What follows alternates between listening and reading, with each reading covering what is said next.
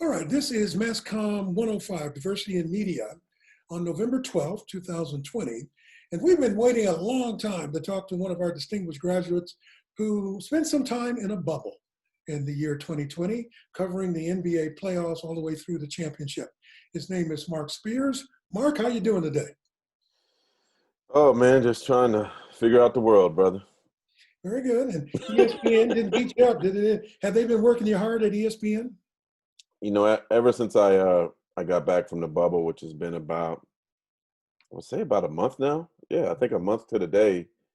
I've just been trying to relax my mind and get away and just do anything but work. But the NBA draft is coming next week, so I'm working on a few pieces on that. For basketball fans there, I interviewed Anthony Edwards, and that story running undefeated tomorrow. I actually have a video feature, hopefully be on SportsCenter on Saturday, about former NBA players whose sons could be going into the NBA in the draft next year, and there's 4 of them. And I'm also doing another story that I'll run draft day about why Seattle is producing so many NBA players. So I'm not really trying to be this busy right now, and probably after the draft and I write draft night, I'll probably go into hiding again until the season starts. But yeah, it's still different than being on the road, traveling to games. You know, I had the ability to be at a bunch of games in the bubble, but now, you know, as you see, I'm in my office now. Everything's from home at the moment. So it's calmed down a bit, and you're in uniform. Thank you for showcasing that you are a distinguished alum. Tell them what class you were in. Oh, why you put my age out there, man? Yeah, I'm sorry, dude. It's the way it works. Class of 1995, which probably makes me sound really old to everybody here. Well, they think I'm ancient anyway, so don't worry about it. You're still younger than me. So hey, we still breathing though, right? I am. I think so. Let me check, but I think so. Yeah. Now, let me show that video because I was very impressed. I often thought, why don't you get into more broadcasting stuff, doing voiceover work? And then I found this video. I put it on my website, but in case anybody didn't see it, I would like everybody to see this as a setup for your discussion. So let me go to that. Call that up here. Move this out of the way. You know, they're all looking to see what site you on, man. Don't get yourself in trouble. That's all right. That's all right. I'm being a good boy. I don't do that. All right, good, good. Yeah, right. Okay. Let's see here. Let's go to the video and play that now. So what was it like in the bubble? From the moment the Raptors arrived in a black bus with Black Lives Matter on the side, I knew the coronavirus-free basketball played wasn't going to be the only thing to keep an eye on. I will never forget my emotions as a black man seeing the Pelicans and Jazz kneel during the anthem in the first game played. I will never forget Bucks guard George Hill telling me he's tired of crooked cops a day after another black man, Jacob Blake, was shot by police in Kenosha, Wisconsin.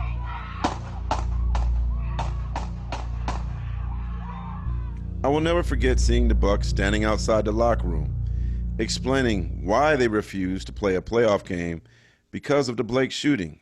Despite the overwhelming plea for change, there has been no action, so our focus today cannot be on basketball.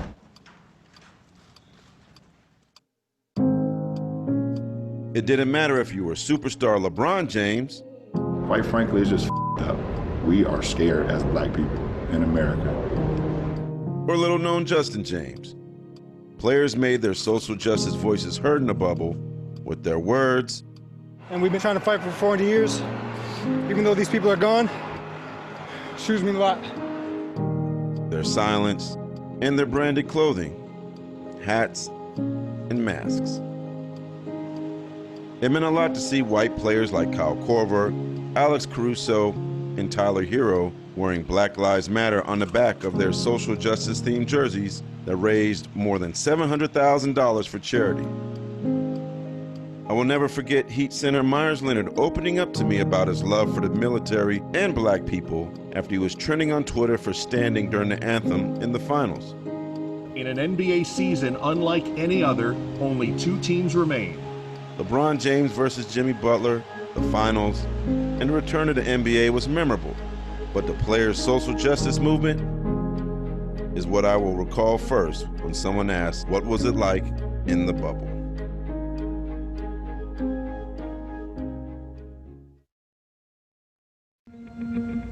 Beautifully done, sir. Beautifully done. Thank you. I'm going to go stop the share now and come back to our class setting. Let me pick it up from there, and then I'll open it up so students can ask questions as well. As you mentioned in your voiceover, as a Black man, you were part of that moment in history for sports, but also to see the Black Lives Matter movement make it inside the bubble. Describe more of what that was like and how the tensions were rising this summer. From the moment we got there, as I mentioned, with the Toronto Raptors having, Black Lives Matter on their bus, coming in a black bus, I knew that this was going to be special. I knew it was going to be different. A lot of the players were worried about whether or not their voices would be heard in the bubble, whether the focus would be entirely on basketball and whether they'd be like muted. And I completely disagreed with that. I didn't know if there has ever in the history of sports journalism been a more compassionate horde of media in terms of listening to what the players have to say. I mean, myself, I write for The Undefeated. We write about race and culture in sports. So that's what we do. That's what I do. So that was a given for me. But it was the first time, I'll be honest, most of my media brethren, man, they don't want to write about that, whether they don't care or they're just uncomfortable. I had a fellow coworker who I actually respect a lot, who one time said in the meeting, he's like, I'm a 40-plus-year-old white man, man. Ain't nobody want to talk to me about that. Those guys don't. They wanted to talk to anybody who would listen about it. And so I will give all the media credit for being open-minded, for being compassionate, for wanting to hear the stories.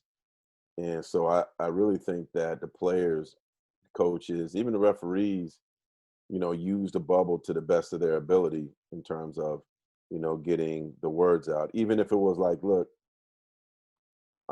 unless you guys want to talk to me about Breonna Taylor, I have nothing else to talk about, or Jacob Blake, and that happened a few times.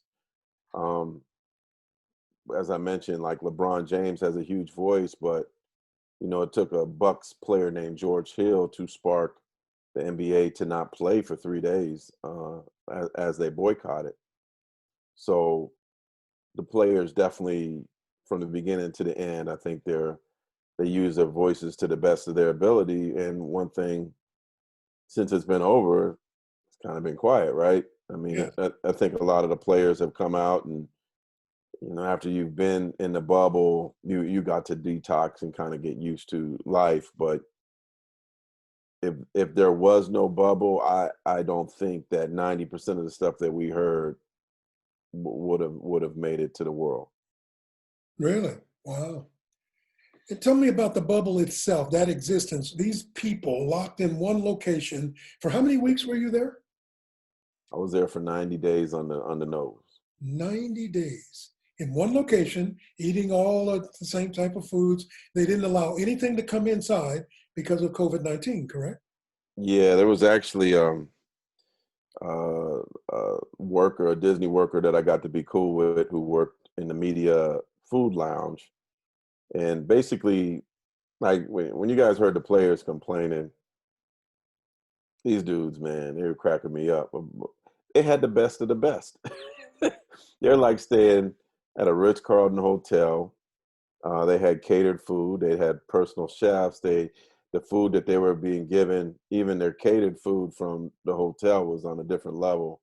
There are several means in which they could order takeout from the Ruth Chris standard. They had access to all the pools, all the cool stuff. There was even a restaurant on the hotel area that is called Three Bridges that the players could go to, and a sports bar that they could go to that we couldn't go to. The only reason why the media was allowed to actually go to the sports bar was they had cut so many teams out when it dropped down to like 4 teams, they're losing money. So all of a sudden they wanted us to have access to it. But they had, and I'm not saying it was easy because it was certainly difficult, but they definitely had the best of the best, especially when their family and friends that they chose were allowed to come in. So I do think for the media it was extremely hard. The majority of our meals came from I mean, for you guys living on campus, I'm guessing your food was probably better. We had like basically convention food every day, which we did not choose. It was, I call it what mom was cooking. It was, what they made available to us. And a lot of times, if you were a vegetarian or you didn't eat pork or, didn't want beef, it could be extremely difficult. They were accommodating, but then also there was a gluttonous amount of snacks. Like they had Nutter Butters. I ain't had Nutter Butters in a long time, but all of a sudden I was like, damn, them Nutter Butters are on the table, man. Or them Doritos, like people were eating Doritos. Like, man, I don't eat Doritos like that. And then in the freezer, man, they had those bring y'all back to your childhood, those Mickey Mouse ice creams. The Mickey Mouse with the ears and they had a bunch of stuff you don't want to be eating every day that they're offering to you as well. But like we didn't have any bar or nothing like that, so we would have to there was a liquor store we could order from and they would deliver it. I'm a big time wine bougie person, man. I actually have a full disclosure. I had a wine suitcase that I brought. Wow. That I had like 20 you. I had like 20 bottles, about 12 bottles of wine that I brought with me. Josh Hart from the Pelicans, he told me, he's like, well, shoot, man, you got to buy a wine fridge. So I bought a wine fridge for like $80, had it in my room. I have some people in Napa that were hooking me up.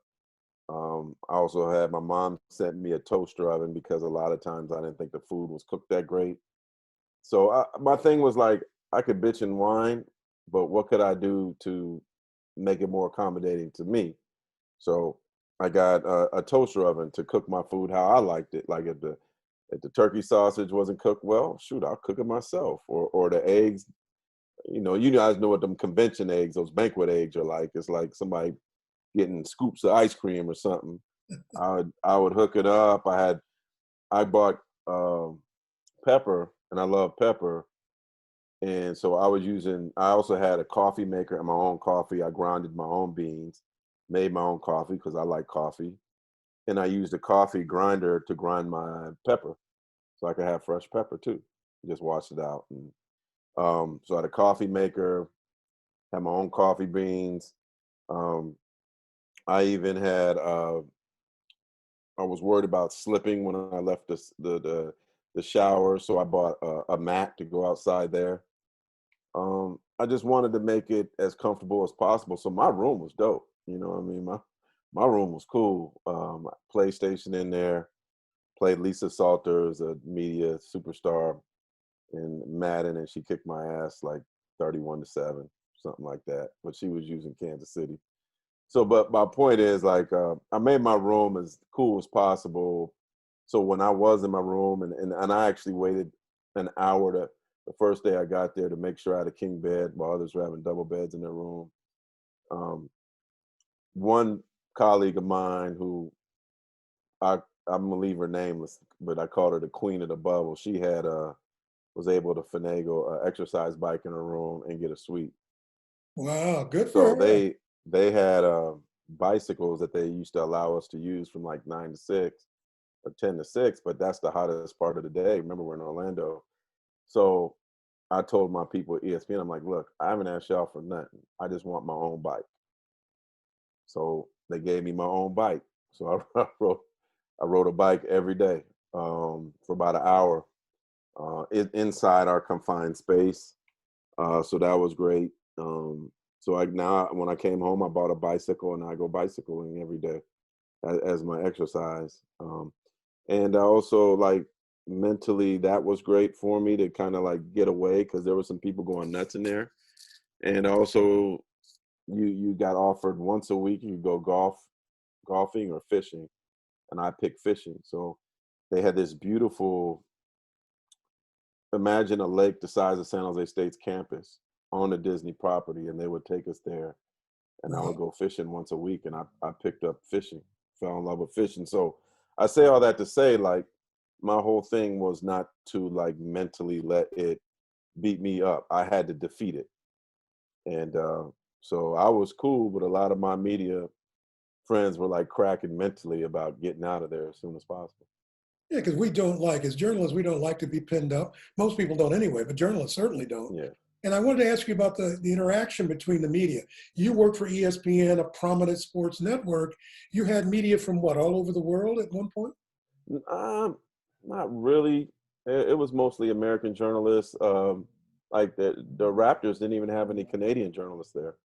Wow. It was ESPN, Yahoo Sports, you know, Boston Globe, you know, the Washington Post, LA Times, mostly like bigger outlets. I would say not including like producers and camera people and all that.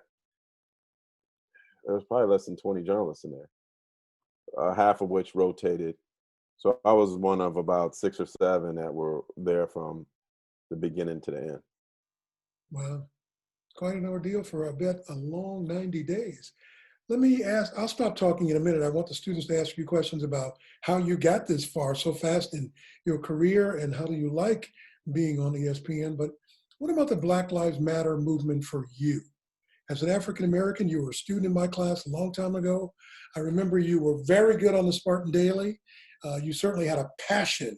You told me you were going to get to this level, and you did. Yeah. How did you do that? I think the key for me was differentiating myself from everybody in the country, not just everybody at San Jose State. You know, I wanted to do stuff that nobody else was doing. So I did. I wrote on the school paper. I went to three colleges. I went to Foothill College, the District of Columbia, and then San Jose State, chasing the basketball world, chasing the basketball dream.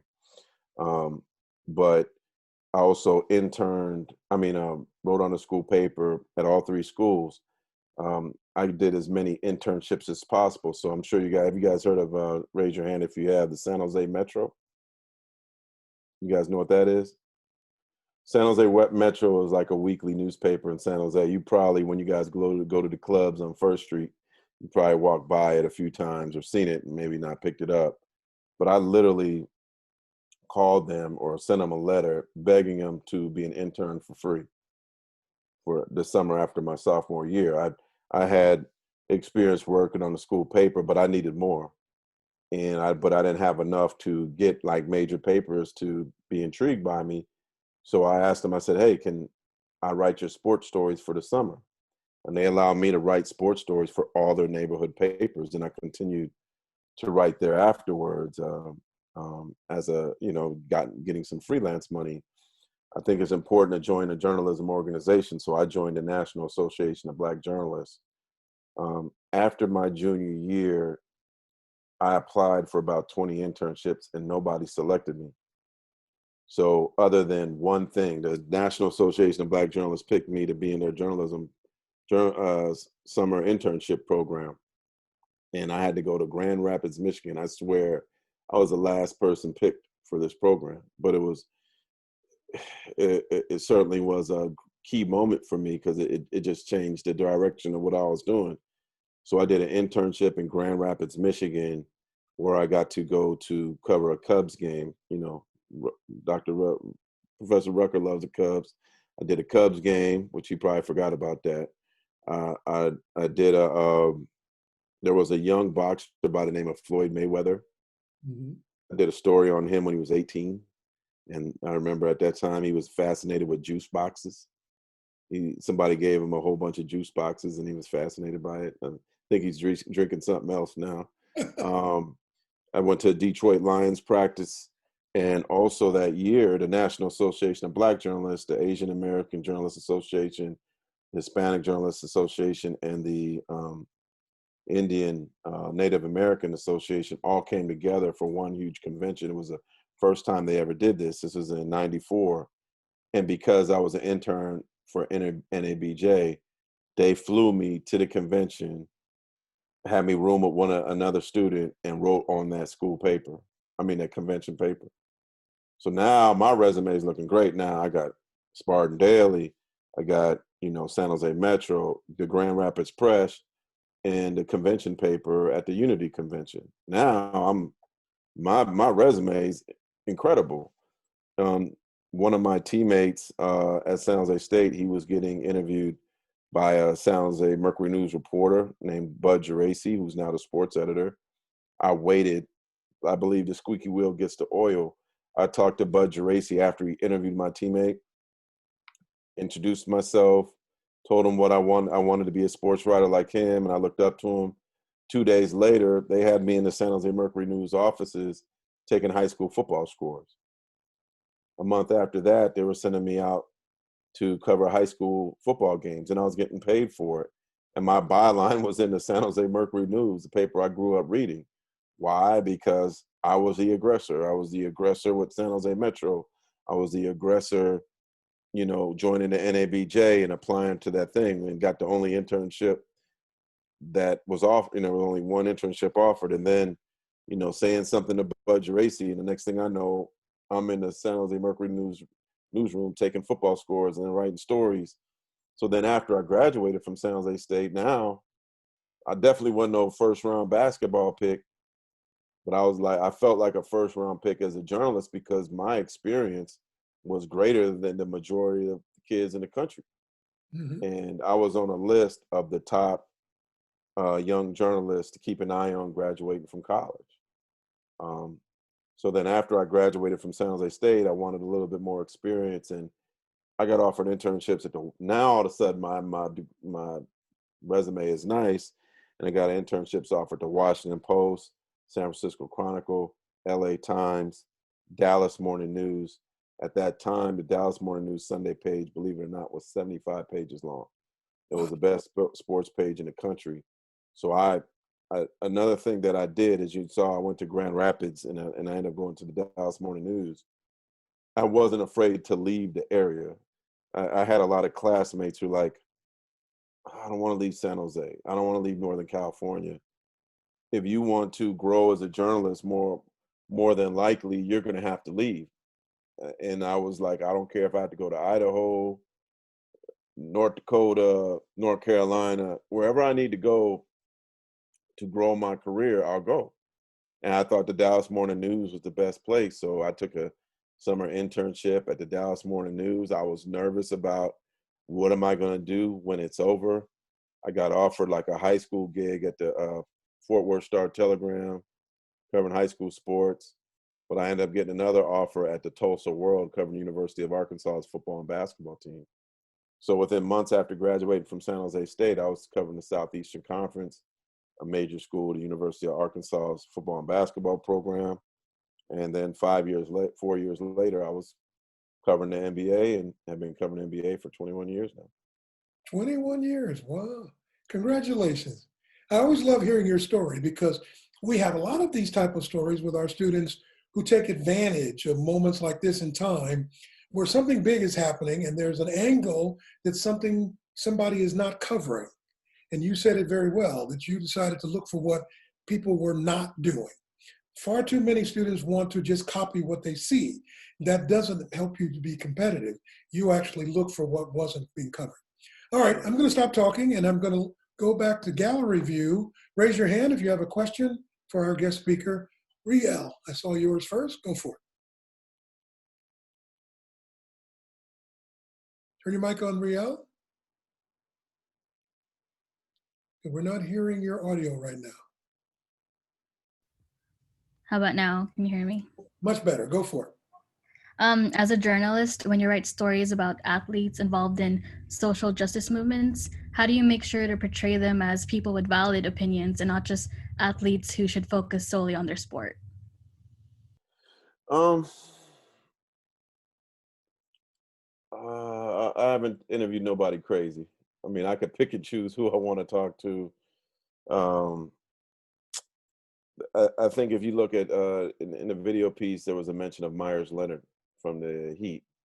Myers Leonard was extremely interesting because his brother is in the military, his brother is a Marine, and he was one of the few players that actually like stood during the anthem in the bubble, which still was amazing to me because just a year earlier, if you said you're going to kneel, you would have been crucified for that. So now you got a white player basically being heckled for standing. Um, but Myers also would wear a Black Lives Matters T-shirt and put his hands on two of his teammates, and so like he was intriguing. Like somebody probably could have been like, "Well, why would you want to talk to somebody like that?" Somebody who would stand. And I'm actually going to correct what I said at the beginning.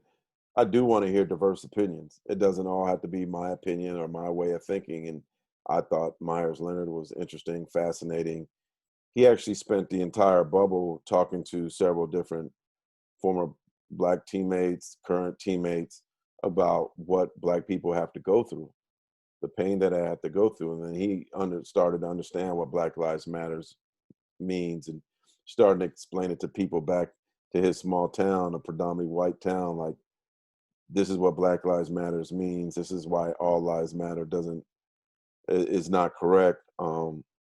And so there was an education of him there. But what he also had was a strong respect for the military, his brother.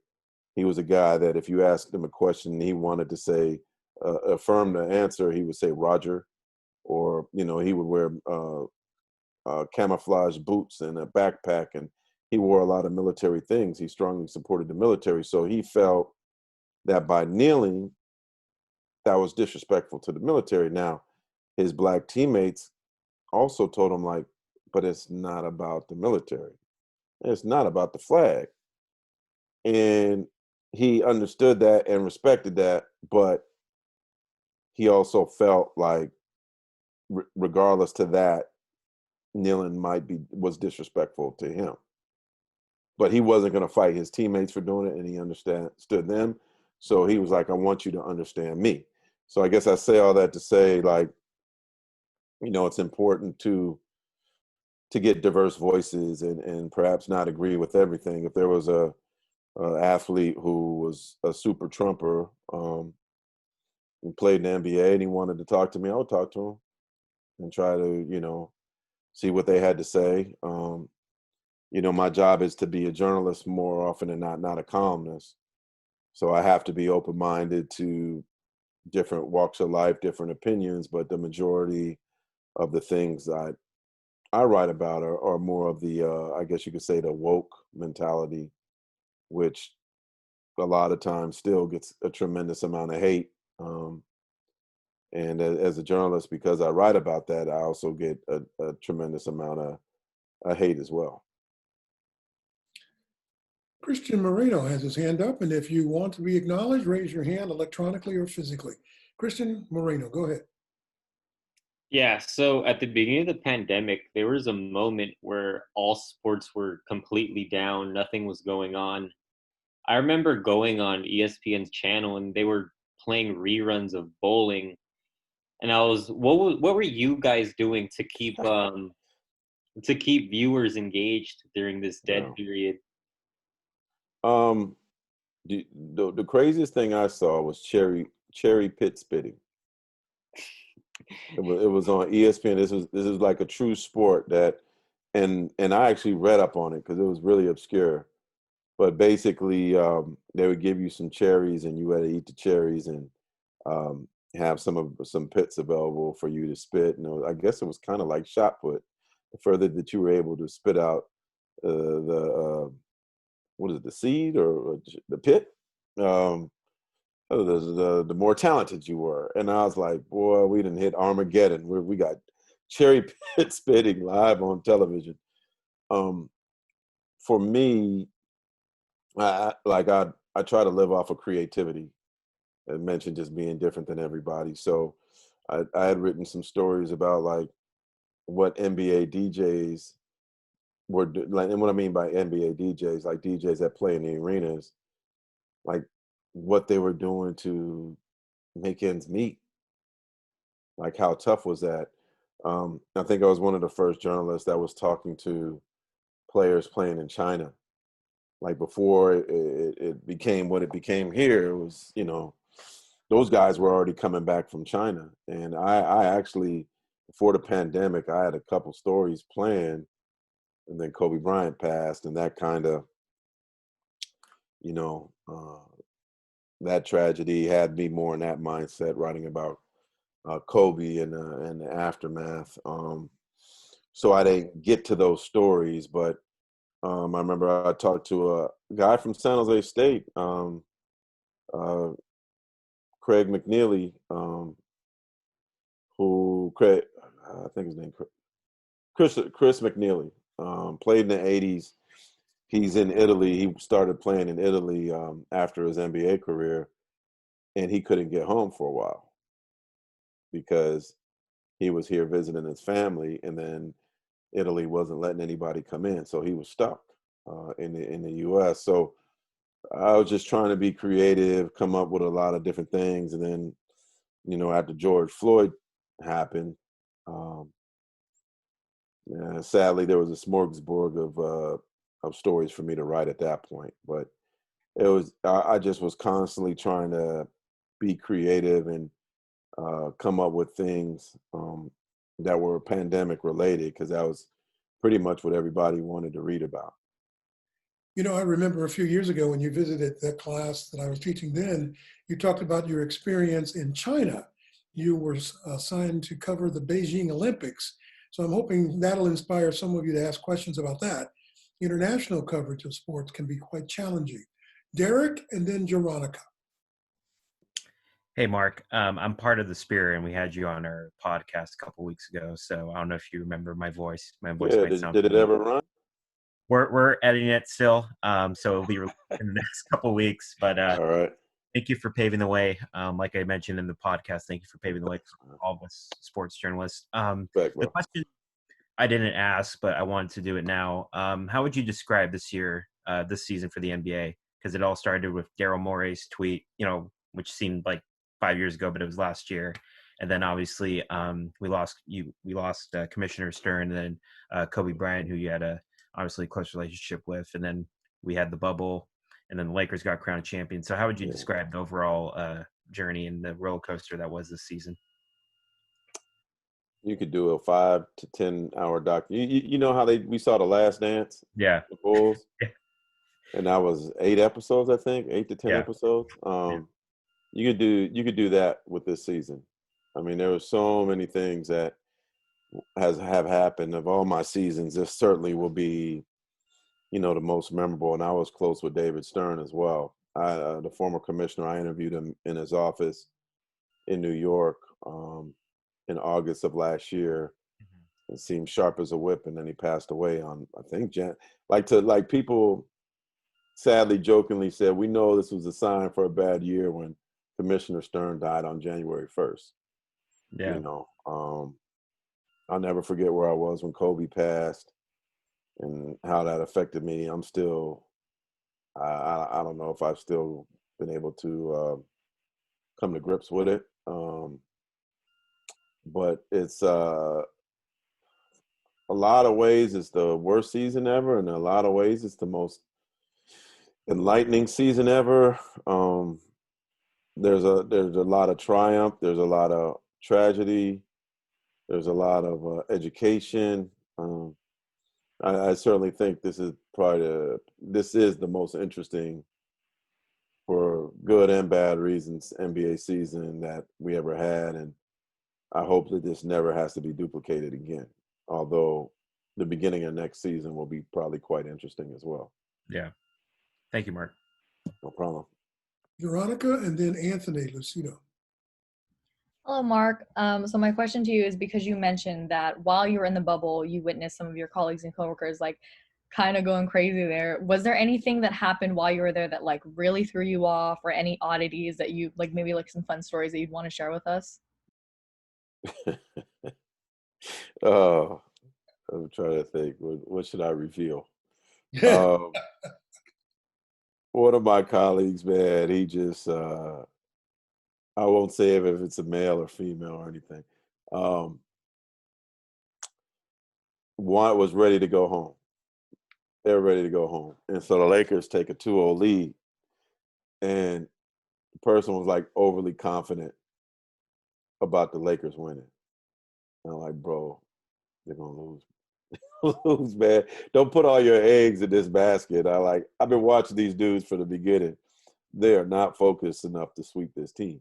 No, we going home. We going home. So he actually like had made all his plans, had got the ticket to go home, had food ready for him. Just like, I'm like, I was planning for August 14th, which was the latest that we could go. Well, no, I'm sorry, I'm all messed up. Damn, when did this thing end? September? September, sheesh. September 14th. I was planning mentally for that because that was the last final day, but this person wanted to go home bad.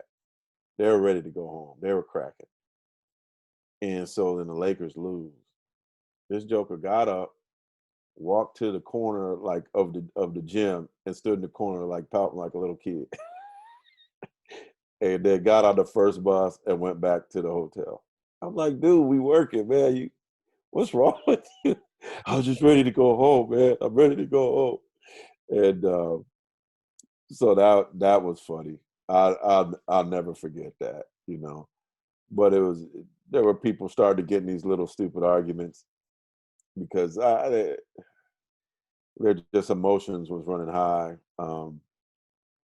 There would be parties every night, you know, people like just hanging out, not nothing bad, just drinking till like 2 or 3 in the morning, sometimes 4. And I'm like, I can't hang like that, man. Like I pick like 1 or 2, maybe 3 days a week to hang out a little bit, but I just didn't have that kind of energy to hang out like that. It was important for me to get my rest, but yeah, it was just funny to see like some people like cracking. But then I had like Malika Andrews, who I consider her the star of the bubble.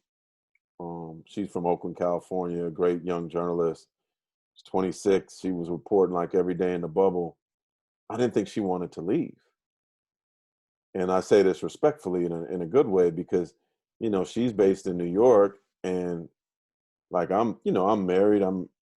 Even though we're in a pandemic, I'm home with my wife. I have company, you know, somebody to talk to and every day. But she was obviously in New York City. If you think about everything going wrong, she was very fearful about the pandemic and going outside. So she was essentially in her place by herself for 3 months. So then she comes to an environment where we're literally getting tested every day. This, like, see this thing right here? I kept it. I would do that takes my oxygen every day. We had to take this every day and it would go immediately into an app. We can't fix the results. Let me see, just have some stuff laying around. They gave us a whole bunch of masks. It's a mask right there. So then every day I would get up.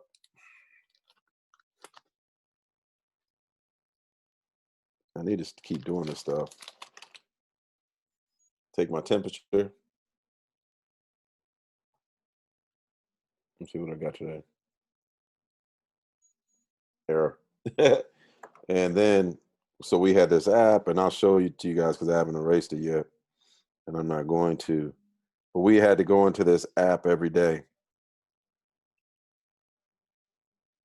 Let's see. So it says complete the questionnaire. Mm-hmm. So the questionnaire would be like, it has a screening. Have you experienced any of the following symptoms in the last day? Cough, shortness of breath, fever, chills, muscle or body aches, headache, sore throat, new loss of taste or smell, diarrhea, nausea or vomiting, fatigue, congestion of runny nose. They would ask me that. They ask you that every day. You had to fill that out. Then your temperature is right here. Your oxygen saturation is right here. Then they said, well, has anyone with you been in contact with anyone that's had COVID in the past 24 to 48 hours? All of us were saying no because we're getting tested every day. And then the last question, though, which is, I think, extremely important, would you like a mental health and wellness professional to reach out to you for a conversation? And I don't know how many of my colleagues or how many players pushed that yes. But if you did, they had people at the bubble that would talk to you. I never had to do that, thank God. But um, I, I'm glad that that was available to everyone. But for Malika, I think that it was an environment that was beautiful for her because now you go from being by yourself to being around 1,000 people who are all getting tested. Like we were literally in the safest place in the world. So we wore our masks wherever we went, but I mean, I don't even know why they had the coaches really wearing masks on the bench. Like, who are they going to get it from? Everybody was getting tested. It was extremely smart and successful. And so I think when we were leaving, I left. The Lakers won. I was on a direct flight to San Francisco the next day at 8:45 in the morning. Rachel Nichols asked me to come on the jump on that Monday. I'm like, Rachel, I'm out. I'm going home. I think Malika left Wednesday afternoon. She did the jump that day. I think she wink, wink. I'm gonna put some, get my stuff together to leave the next day. I don't think she left till Wednesday. I think she just enjoyed being in such a safe environment that she was in no rush to leave. Very interesting. That's another good way to look at our COVID-19 restrictions. We're getting tired of being at home, yes, but you might be preparing for your future by doing this. So don't forget to draw on this in the future in your life. Anthony Lucido, and then I have a question about your history I want to get into, Mark. Anthony, go ahead. Hi, Mark. I was interested in the sports communities, their reaction to the backlash they received from, kneeling and boycotting games. Because I remember coming across news stories of, the crowd booing them and stuff like that. So I just wanted to know, how was that? Well, there wasn't no crowd. So in terms of I guess, people reading it that didn't like it, they did not give a shit, to be honest with you, to be blunt about it.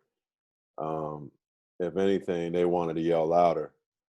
And I think when they boycotted for those 3 days, they were worried that people weren't listening, people were not hearing their voice. But then when they saw the WNBA, Major League Baseball, the NHL, Naomi Osaka, the tennis star, all like not play in boycott of what happened to Jacob Blake, like they started realizing, we are making a difference. People are listening. Like I think they needed that moment to kind of really gauge what they were doing. And they brilliantly turned a lot of their focus into voting. If the Bucks didn't do what they did, I know there were other teams talking about walking away, but they refocused and were able to turn the majority of the NBA arenas into polling booths, polling centers, which I'm sure in I don't know what way, but I know Atlanta, I think they had 40,000 people that went to where the Atlanta Hawks played and voted and maybe got registered. They impacted the election by doing what they did. So I think that because there was strength in numbers, they didn't really care what anybody had to say. They were a lot of them were in pain, and not just the black players, white players too, coaches, about what was happening in the world. And I think you realize that, that there certainly were going to be some people that didn't agree with what you had to say, but anybody who would say also that the ratings were bad, that's some BS. If the ratings were bad, they were just bad. And baseball's ratings were bad, and they had no social justice stuff going on during the World Series. I do think that, as you guys know, you guys probably watch sports differently than myself and Professor Rucker watch sports. Like I watch probably the majority of my sports on TV. You guys watch on your phones. You watch on your iPads. You might watch a sporting event on Twitter, YouTube. I think it's hard. Like Nielsen Ratings has to step up their game and figure out how to really gauge viewership. the television we had in my hotel room, like, had a decent amount of channels, but I wanted a little more. I'm a big soccer head. I love Arsenal, unfortunately, right now, but you know, I would want to watch soccer games and some other college football stuff. So I got Hulu Live when I was in the bubble. So I was watching, most of my TV watching was on my iPad. So I think people are watching things a lot differently now. But I do think quietly there were maybe some workers that kind of were hating on this whole thing and wanting the players to just shut up and dribble. But if somebody told those workers, like, if these players didn't come back to play, you wouldn't be working right now. There are a lot of people at Disney, a lot of people working the arenas who didn't have jobs until the NBA players decided to come back. It's a very good point. Jacqueline, I see your hand. I'll come to you in just a minute. But Mark, I want you to describe a little bit about life outside of California. I'm always telling them that there is a place called the United States. There are jobs out there. Yeah. We went to places where Black people weren't always very comfortable. How would you describe your experience with racism? I lived in Louisville, Kentucky. That was some of the most impressive racism I've ever seen in my life. When I was in Kentucky, they were straight up. Open and honest about it. I remember one time I tried to sneak one of my buddies who was in town to the Louisville Slugger Museum in Kentucky, and I went up to the door about 10, 15 minutes before they closed and explained I was a sports writer. I was trying to get my buddy in real quick before he flew out. He goes, "You're not a sports writer for the paper, for the Louisville paper?" Like, yeah, no, you're not. No way. Like, in essence, he was saying there was no way somebody Black could be working for the local newspaper. And I was like, wow. And I had to show him my card. He's like, well, goddamn, they have one of y'all working there now, huh? Like, yeah, I mean, like that. When I lived there, I remember just the racism just being like, what you're seeing now is what I saw there then. And um, I also saw stuff in Tulsa, Oklahoma when I worked there. I remember covering a game at Mississippi State and not being rented a car because I was Black. Never forget that, which was very hurtful, scary, a lot of things. I think you guys are certainly blessed, and we're blessed to be, like, when I look at this speaker view, right? This is the Bay Area, but it's obvious this ain't America, you know. You saw that red and and there's a lot of places I'm scared to go to right now because they don't understand diversity. They don't understand what, you know, people of color, women are going through. People of different, you know, sexual orientations are going to and don't want to. So I think when you guys start going into the world, and if the only opportunity you have to start your careers in Mississippi, you got to go, you know. But hopefully your presence, like, I think I was the first Black sports writer at the Tulsa paper in '95, which is like sickening. But now all them people there, like, oh man, that's our guy, Marc Spears. Oh yeah, we knew he was gonna be great when he came, you know, and all that stuff. Despite the fact that they were paying me like $19,000 before taxes, they weren't paying me nothing. But what I'd say is, you know, you get in and you use them like they're using you. Like, you're not gonna make a lot of money in the beginning, and that's okay. But you get that job, you get that opportunity, you get that experience, on to the next. Make a little bit more money, get a better job, get that experience, on to the next. Boom. Now you're really making some money. You're in a city you like. Like, it actually took me 14 years to get back to the Bay. My career, I started in Tulsa, Oklahoma. I went to LA for the Daily News, but that's the junior paper there. Lived there for 2 years, went to Louisville, Kentucky, went to Denver, went to Boston. I finally got back home 14 years after my career started and I haven't left.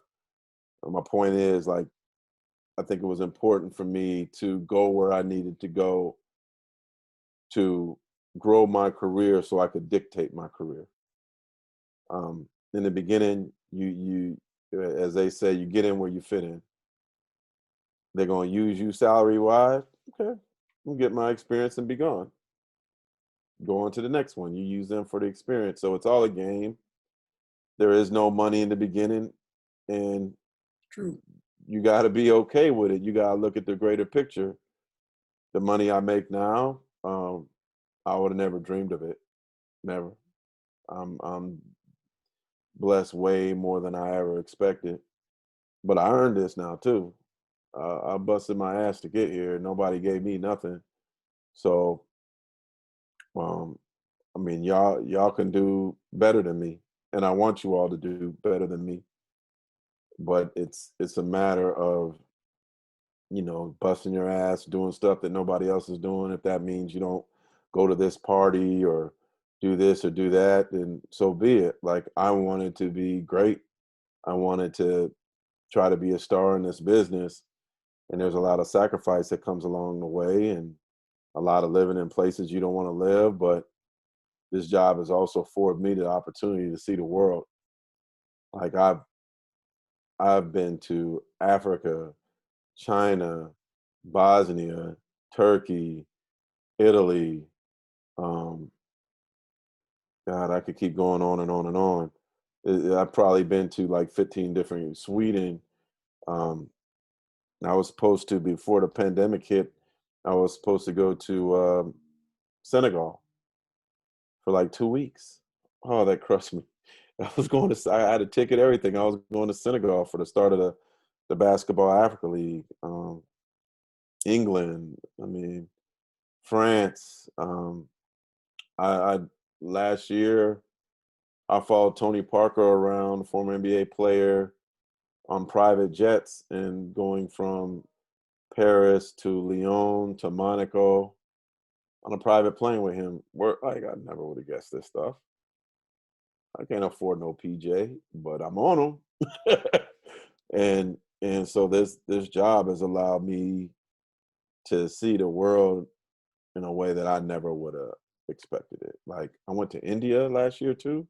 Last year I went on business trips to Monaco and India, and I took a private jet with the Kings to the Taj Mahal. Wow. To an airport that is not open to the public. Call me the next time you do that. I want to go with you. We went on a private jet to Assam. No, I forgot the name of the city.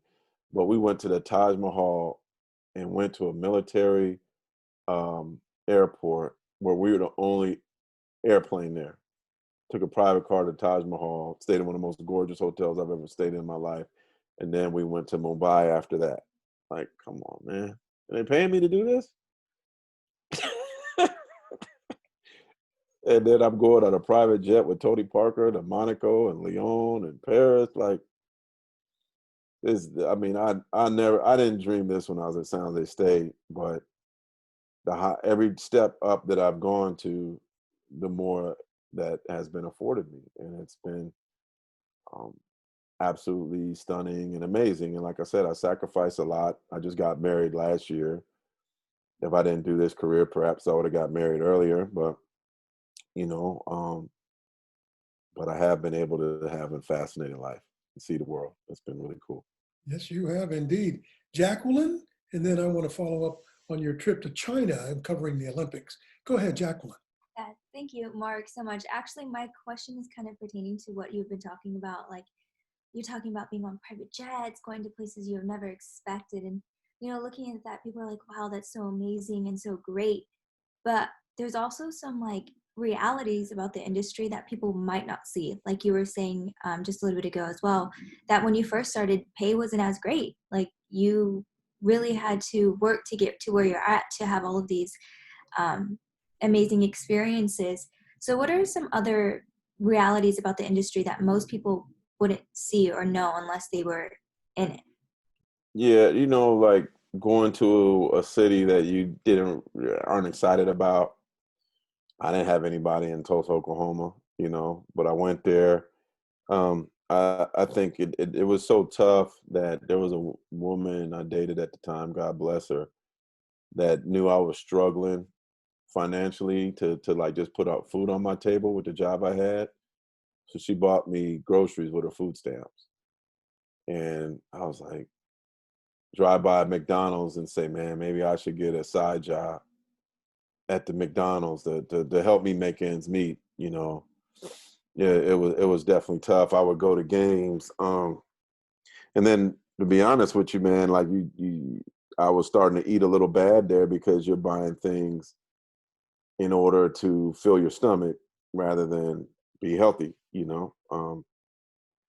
Journalists make the mistake of eating a lot late at night, and you know, definitely need to be cautious of that. But I, I think in going to the convention, I had, being a part of the National Association of Black Journalists, I had an opportunity to touch the stars. What I mean by that is the stars of the business, the people that were successful.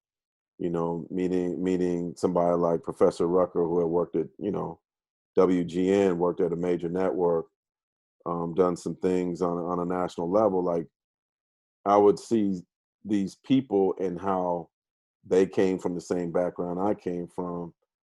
They came through the same struggles, but I was like, man, if I just keep going, there's going to be better. And everywhere I went, it improved.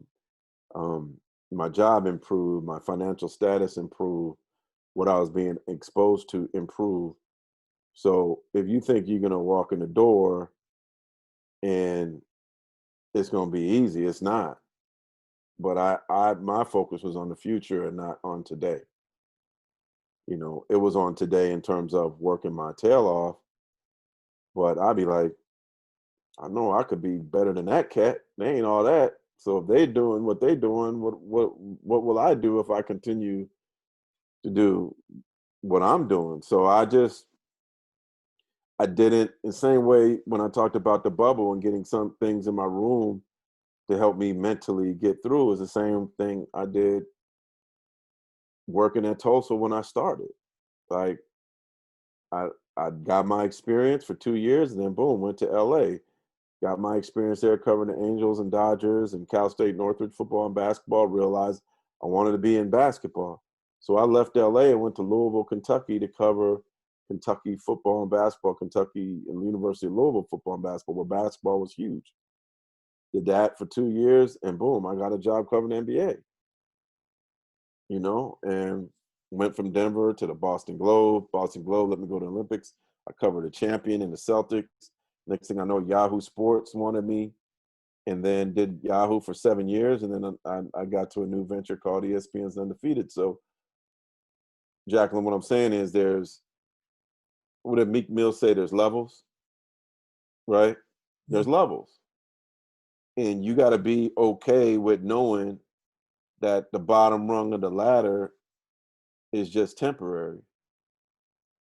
And look up and see that higher step, that step that's in the clouds, and it's like, man, how do I get up there? What do I got to do to get there? And with hard work, with persistence, with differentiating yourself from everywhere, you guys could climb up that ladder and pass me. But the problem with a lot of young journalists is they're too worried about the start. Like, y'all ain't got no money now. Why y'all worried about money?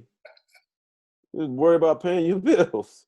You know what I mean? Like, when I graduated from San Jose State, you know how much money I had? $250. $250. My mom and dad said, "Go ahead, son, go into the world. You can do it. Go in the world." $250. What am I supposed to do with that? I live 50 yards from the ocean now. I'm not saying that to brag, or I'm blessed, but I flipped that $250 into an amazing career. And I look back at those struggles and those tough days, and those make me much more appreciate where I am now. But if you guys think this is some get rich quick scheme, no. It's not going to happen. Definitely not going to happen. And again, this But COVID-19 you could get rich. Yeah, exactly. If you just keep working, and don't let the alligators bite you. Just keep moving up that ladder, and you'll be there too. And they will snap. You'll be better than me. Exactly. They'll snap at you, but just keep on going. Mark, very quickly, I remember you telling the story about going to Beijing for the Olympics, and you didn't experience racism like you do in the United States. Describe that a little bit more, if you would. I mean, I've been to China, I think 3 times now. And I mean, it's different. I mean, they kind of just looked at me like I was some alien.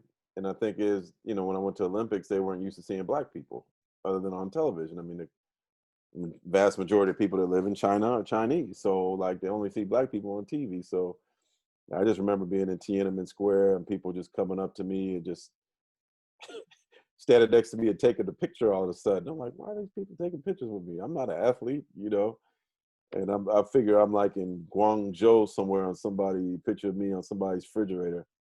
It's like me and the Negro, It was certainly odd, but, people there were certainly very sweet, as they often are all over the world where I've gone, and been able to build friendships with people all over the world that, thanks to social media, I'm able to kind of like touch base with them on a daily basis. Very good. And before we run out of time, the class next week is going to go with me to meet Dr. Fauci on our virtual ceremony. And I'm curious, I want to ask him a question. Man, you could get Dr. Fauci on? Yeah, we're going to have Dr. Fauci. That's big time, man. You know some folks. Well, Forget about me. I ain't nobody. You getting Dr. Fauci. And people thought we couldn't do that, and look at what we could do. That's why I tell my students, stop this nonsense. You can't be as successful as Mark or Dr. Fauci or whatever. All you have to do is stop telling yourself that, and you're on your way. Just do it. But back to Dr. Fauci, what should I ask him about dealing with the seasons coming up in 2021? This virus is surging now, and I can say to him, administrators are probably wondering, do we have a season? Should we plan on the season? Should there be Pee-wee baseball? Should there be professional baseball, et cetera? Yeah. What would you? I would ask him, what was it about the NBA bubble that made them a success? I mean, I think I know the answer to it, but what did they do right? What did the NBA do right? And the NHL, I'll give the NHL credit, even though the Sharks weren't in it, do right that the NFL and Major League Baseball did wrong. In college football. And also maybe ask him, should they cancel high school and youth sports altogether to next year? Like, is it even worth it? Mm-hmm. It's certainly scary right now. And when you're seeing all these college football games getting canceled, hey man, I'm praying the San Jose State football team continues to stay alive. They might go undefeated in this crazy season. Who knows, But just what would he recommend to colleges, youth sports? Because I really feel bad for a lot of these, a lot of young people, man, that they will never have the experience that, like, if you're a senior in high school and your season's canceled and you graduate, you're not going back to high school so you can play your last year of college, high school basketball. It's over, so everybody doesn't play in college, but everybody deserves that kind of experience. So I really feel bad. I know there's probably some college freshmen in this class, maybe.